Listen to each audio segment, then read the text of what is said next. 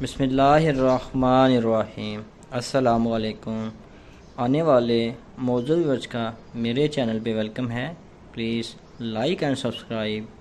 دو عورتیں آفس میں ایک دوسرے سے بات چیت اس طرح کر رہی تھیں: میری تو کل شام اچھی گزری، آپ کی کیسی رہی؟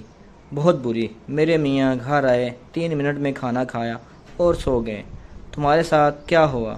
پہلی عورت: بہت ہی زبردست، میرے میاں گھر آئے، وہ مجھے کھانے کے لیے باہر لے گئے، کھانے کے بعد ہم نے لمبی واک کی، جب ہم گھر آئے تو سارے گھر کو کینڈل سے روشن کیا، یہ سب بالکل خواب سا لگ رہا تھا۔ دوسری طرف ان دونوں کے شوہر آفس میں آپس میں بات اس طرح کر رہے تھے: میاں نمبر 1: دوسرے سے آپ کی شام کیسی گزری؟ میاں نمبر 2: بہت اچھی، میں گھر گیا، کھانا میز پر تھا، کھایا اور سو گیا، آپ سناؤ؟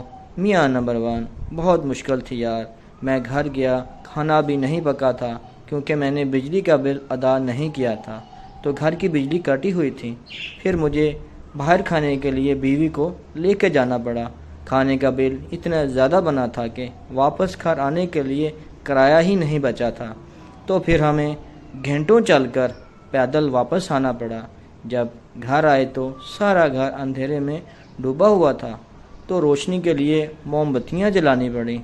سبق اس کہانی میں ہمارے لیے ہے: حقیقت چاہے کچھ بھی ہو، پیش کرنے کا انداز اعلیٰ ہونا چاہیے۔